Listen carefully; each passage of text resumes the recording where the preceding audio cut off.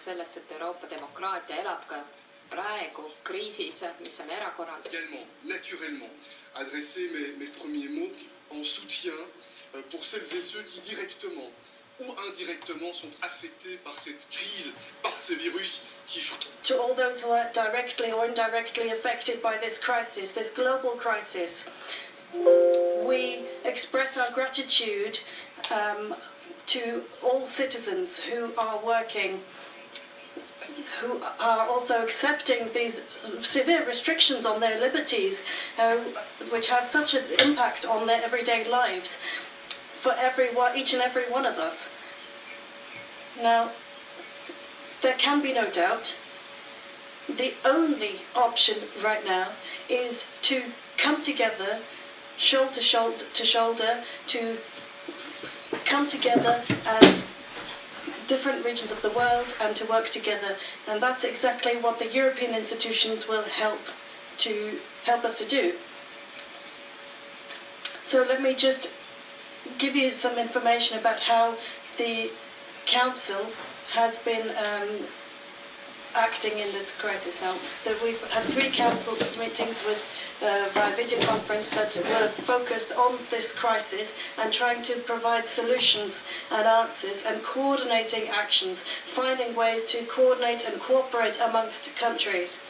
Now, when we understood the scale of the crisis, we took action immediately to try and slow down the contagion, so across borders. So of course that has an impact on the single market. So we were trying to ensure that research could continue on treatments, vaccines. So together with the European Commission, we're trying to really redouble those efforts so that we can speed up and fast track this research so we can find a scientific solution to the treatment problems that we currently have. Now, to give you some concrete information, the Council and Commission have a double mandate when it comes to working on a roadmap. We need to work on this roadmap to come up with good practice, recommendations, and foster the best possible level of cooperation between the member states, and together work on an exit strategy, a strategy that will allow us to gradually come out of the restrictions we're living under, and using specific criteria to determine this. Secondly, is going to be about helping heads of state and government in the short and medium term when it comes to relaunching their economies. And it's not just relaunching, but also transforming their economies, because we have to come out of this crisis and be aware of the fact that we want economies to be resilient, to be stronger and capable of coping. What are, in my opinion, the 4 chapters for which it's very important to try to open the debate and to try to take some decisions together, to take steps together. The first priority, in my opinion, in order to succeed in such a recovery strategy is certainly the single market. How is it possible to repair the single market as soon as possible? But it's not only that, it's also how is it possible to strengthen, to deepen the single market, because it's our first strength at the European level, and it will be essential to try to consider that the European Green Deal and the digital agenda will be, no doubt, in my opinion, the first priority. It will be a very strong leverage in order to be successful in the next months, in the next years. I think also that it will be very essential to build a very strong industrial strategy, and also at the same time to consider the network of the European SMEs as a very strong pillar. It's important, it's essential to continue to support our SMEs and to give them the possibility to build a strong strategy for the future. Je pense aussi que la... I also think that the question of the circular economy will have to be further developed.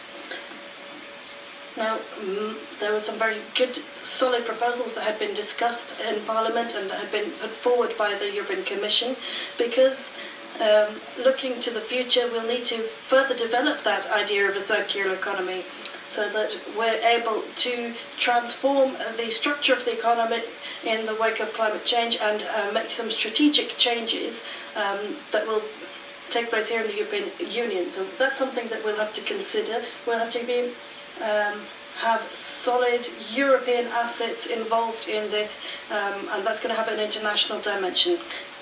And point is, of course, the possibility to develop a very strong strategy in order to invest massively with a current approach, with a national dimension, but also with a European ambition.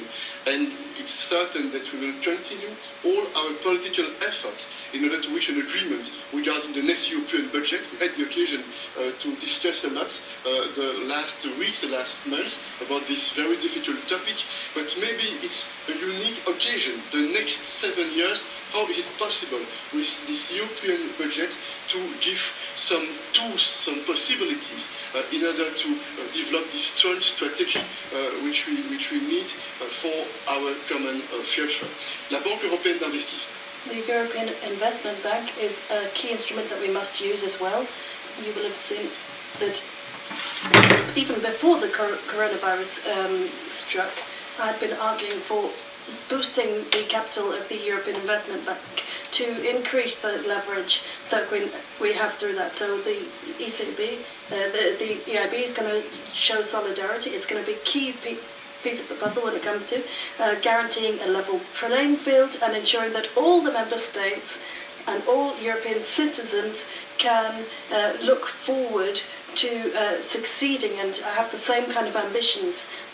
So the third point now, and I think this is essential, is external action, so beyond the European Union's borders. So this strong European position is going to be more important now than ever to promote European principles, and here European external action is going to be very important indeed and will need a specific focus, and the African continent will play an important role. I know that European leaders, together with African leaders, made statements to say that they would work together to support healthcare systems in Africa, to talk about debt relief as well, which is a major burden on countries in the African continent, and to push forward with smart investment in everybody's interest, in a way that's coordinated together with the digital agenda, with the Green Deal, with climate action. So here it's going to be absolutely in everybody's joint interest to work in this sense in the coming months and years. And the fourth point I'd like to mention, we need to ask ourselves about European governance and European resilience.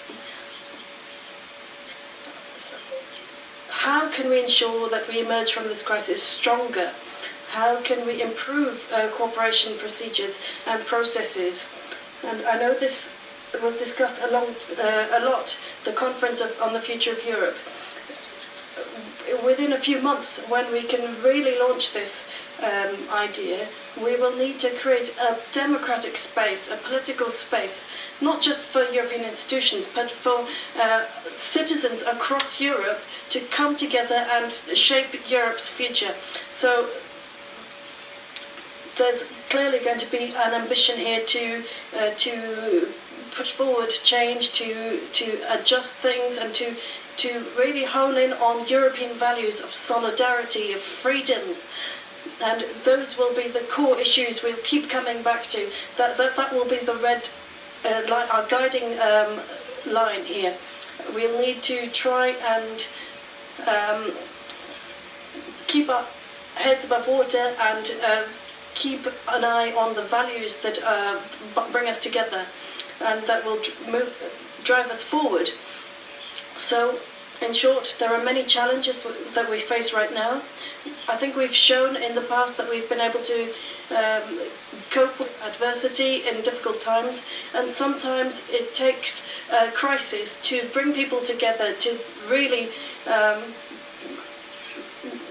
bring out creative thinking and to find solutions, and all of this will be necessary in the future. We will need to discuss different ideas for solutions in the short and medium and long term, and I have faith in our capacity to do this, in our ability to cope and to ensure that we can make European democracy work and European institutions work, and in a legitimate way. And I think there's genuine capacity here to move forward. You can count on me, you can count on the European Council to keep a dialogue going with the European Commission, with Parliament.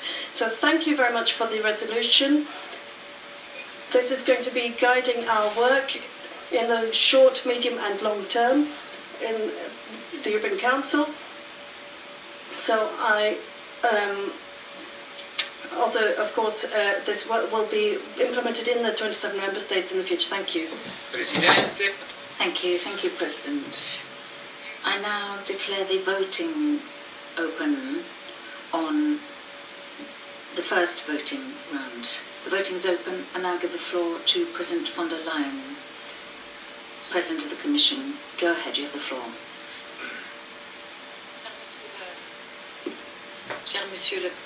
Dear President, dear President of Parliament, President of Council, ladies and gentlemen, members of Parliament, it's not easy to talk about the suffering Europe is going through, the suffering of the world at the moment. We understand that there are many victims, and we are praying for the families in mourning. We promise we will relate their stories, to remember them, to remember their lives, and we will remember each and every one of them. We'll remember Julie, a young French woman. She had her whole life ahead of her. And Jan, a Czech historian who had always fought for his values. Or even Gino, the Italian doctor that had come back out of retirement to save other people's lives. We will remember these unbelievable gestures. Suzanne, for example, she left her ventilator to young people here in Belgium, and Francis as well, saying goodbye to his brother through a window in a hospital in Ireland. We'll remember the Polish mothers who won't see their babies grow up, these young Spanish footballers who won't be able to become football players. We'll never forget them. Mothers, fathers, sisters, brothers, young people, elderly people in the north, in the south and east and the west, friends, colleagues, neighbours, strangers, people who have things to say and want to see things, those that are still crying on the shoulders of their loved ones. All of these tens of thousands of stories break our heart a little further. But they will also reinforce our determination for Europe to do whatever it can to save as many lives as possible.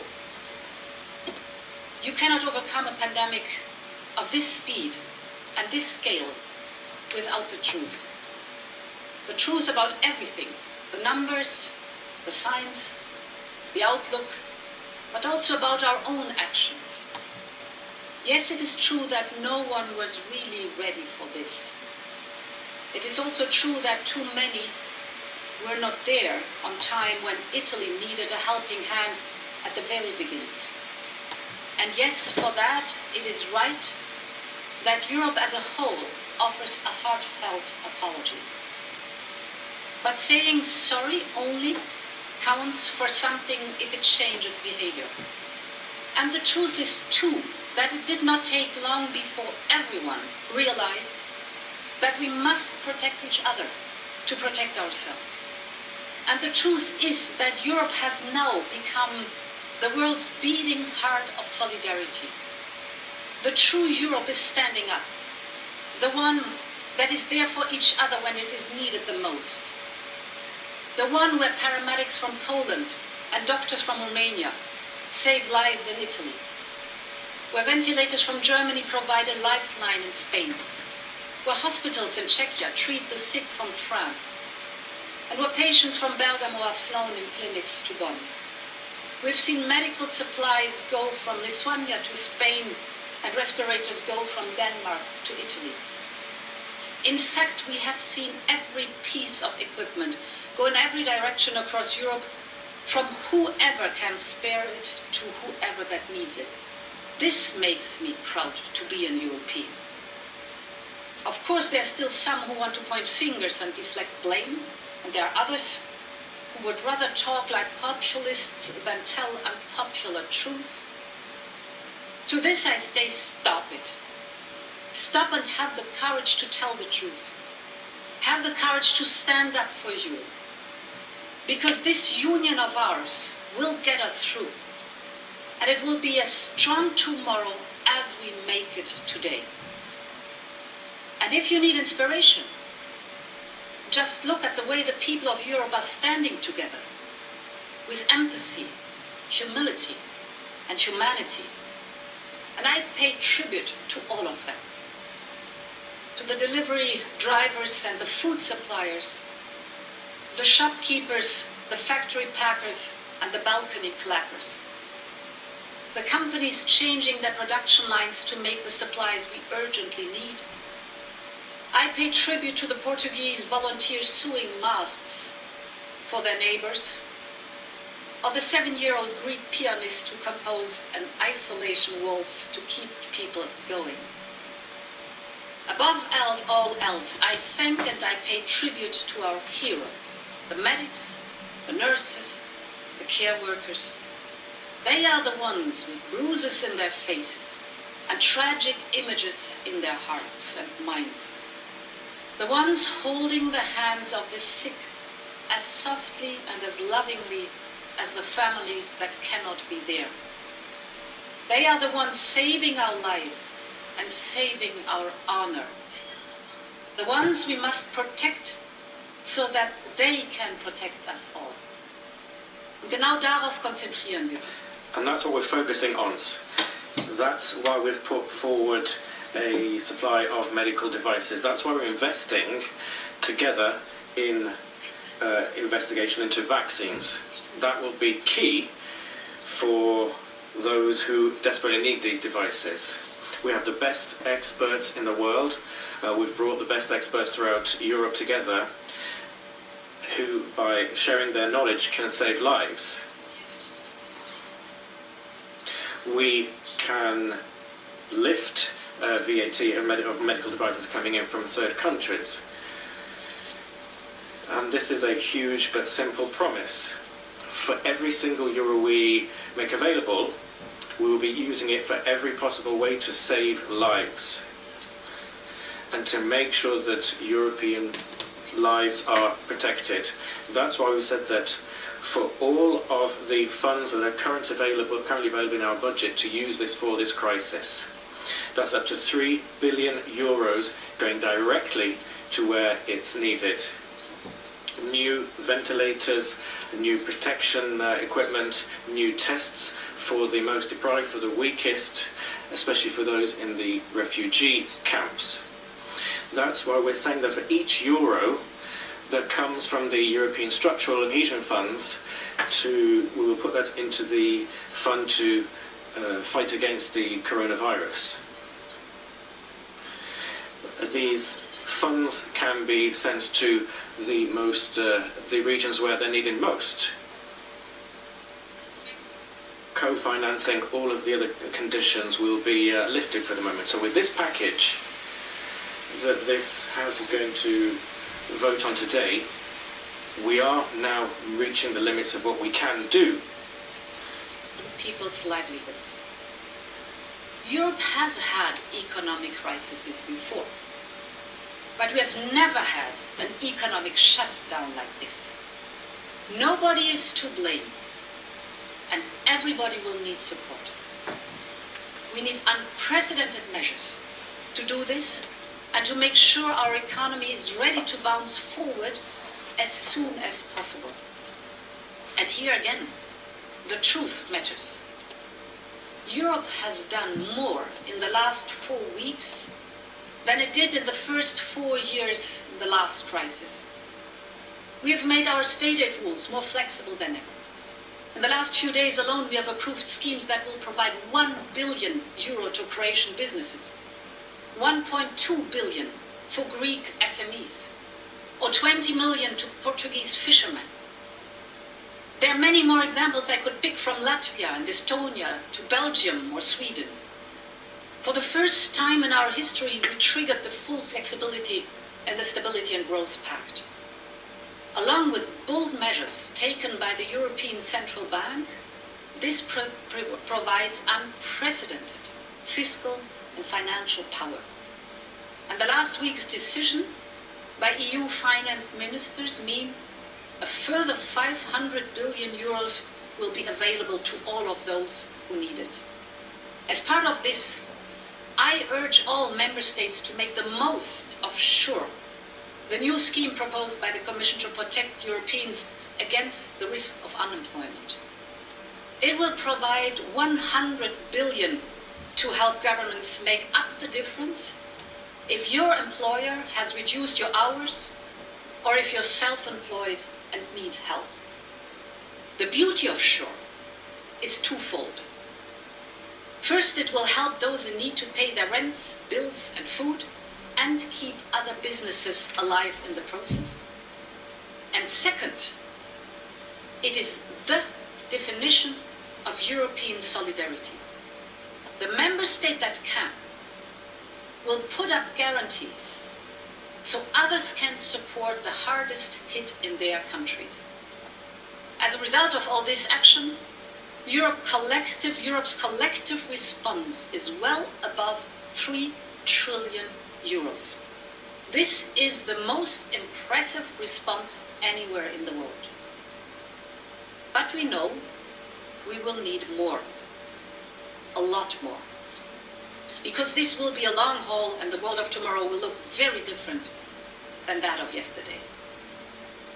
Honorable members, I am convinced that Europe can shape this new world if it works together and rediscovers its pioneering spirit.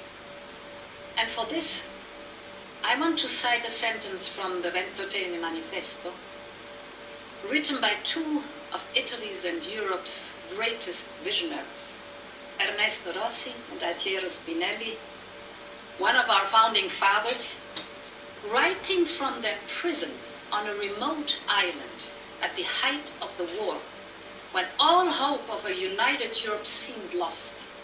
They gave us these words of confidence. The moment has arrived in which we must know how to discard old burdens, how to be ready for the new world that is coming, that will be so different from what we have imagined. Dear friends, this moment has arrived once again. The moment to put behind us the old divisions, disputes and recriminations, to come out of our entrenched positions, the moment to be ready for that new world, to use all the power and our common spirit and the strength of our shared purposes. The starting point for this must be making our economies, societies and way of life more sustainable and resilient. Find the answers in this new world will require courage, trust and solidarity. And it will need massive investment to jumpstart our economies. We need a Marshall Plan for Europe's recovery, and it needs to be put in place immediately. There's only one instrument we have that is trusted by all member states, which is already in place, that can deliver quickly, it is transparent, and it is time-tested as an instrument for cohesion, convergence, and investment. And that is the European budget. The European budget will be the mothership of our recovery.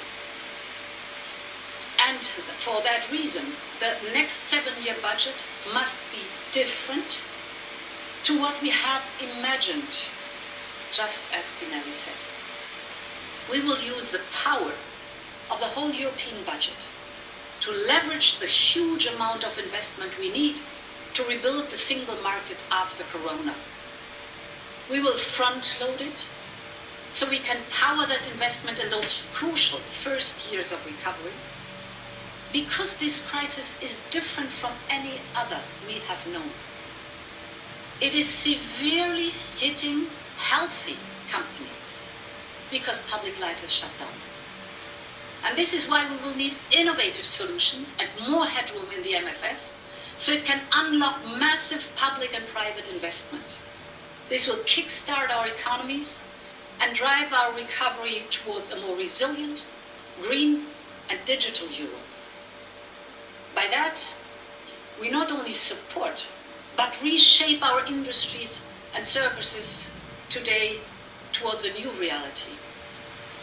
It will mean investing in our digital technologies, infrastructure, and the innovation, such as 3D printing, to help us to be more independent and make the most of the new opportunities. And it also means doubling down on our growth strategy by investing in the European Green Deal. As the global recovery picks up, global warming will not slow down. First mover advantage will count double, and finding the right projects to invest in it will be key. A more modern and circular economy will make us less dependent and boost our resilience. And this is the lesson we need to learn from the crisis. Investing in large-scale innovation, renewables, clean transport, sustainable food, and nature restoration will be even more important than before. This is not only good for our economies, it is not only good for our environment, but it will reduce dependencies by shortening and diversifying our supply chains. And we need also to keep another reality in mind. While the crisis is symmetric, recovery is not. Because not only the virus hits, but also the economic shock, and some regions will bounce back and others will have a harder time. And therefore, cohesion and convergence will be more important than ever before. The single market and cohesion policy are the two sides of the same coin. You need both to ensure prosperity across the whole European Union. Honourable members, this is the Europe that I believe can emerge from this crisis. One that does everything it can to protect lives and livelihoods. One that is open to the world but can take care of itself. One that is more resilient, green and digital, and that invests in its future together. This is the path to recovery. It will be a long road, and the world will be trying to find its way. The crisis will likely redefine our politics, our geopolitics, and possibly globalization itself. And in this new world, Europe will need to stick together through thick and thin. And as I look around in our union and I see all that humanity and that ingenuity, I know that we can and we will do just that. Honourable members, they say a strong soul shines bright after every storm. If we all stand up for Europe today with courage, trust, and solidarity, I know that tomorrow Europe's soul will shine brighter than ever before. Long live Europe, vive l'Europe, lang leve Europa.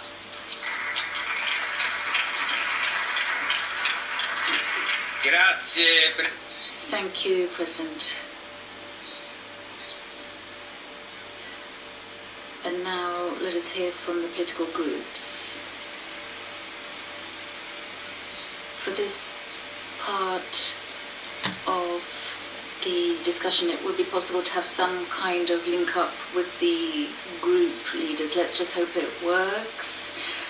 and allows us then to try out some new methods. Obviously, we've got to make it up as we go along, technologically speaking. But Mr. Gons, you have the floor. Querida. David, Charles, Ursula, thank you for being physically present here while the plague is going on. The Parliament cannot close and cannot turn into a remote institution, just like the fire persons and the supermarkets. The Parliament is essential in the time of the pandemic. It's an extraordinary time for the governments, and the Parliament is the hospital of democracy. We're here today for millions of citizens who are wondering where we were when this whole started. Following Ursula's example, I would say yes, we could have acted earlier, we could have acted more quickly, we could have actually acted together. So yes, we do have to apologise for that. The EU institutions are not to blame for this plague, but they should have anticipated it, they should have acted more quickly, and we didn't do one or the other.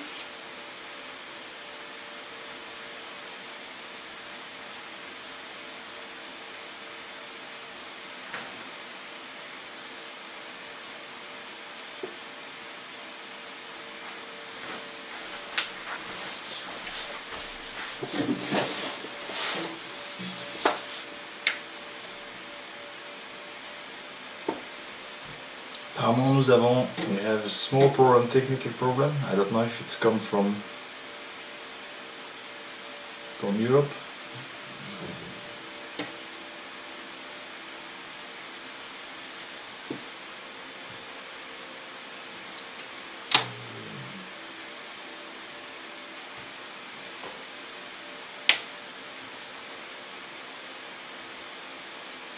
Would say yes, we could have acted earlier, we could have acted more quickly, we could have actually acted together. So yes, we do have to apologise for that.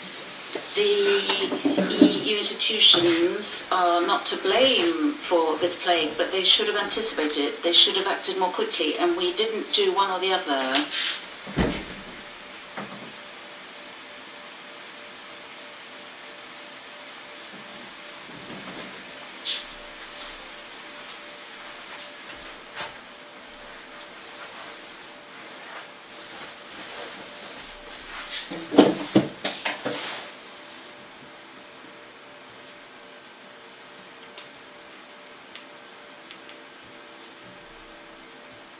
We were when this whole started. Following Ursula's example, I would say yes, we could have acted earlier, we could have acted more quickly, we could have actually acted together. So yes, we do have to apologise for that. The EU institutions are not to blame for this plague, but they should have anticipated it, they should have acted more quickly, and we didn't do one or the other. Voilà, nous sommes désolés, apologize, there's a problem, then we have to cut. It was directly from Europe in English, then thank you for everybody. We received a message then from Mr. Charles Michel, who say Africa is very important, and also from Ursula von der Leyen, who she said, the president, she said, yes, now with this economic crash, we believe in new Europe, we believe in Europe very strong, and to be careful also.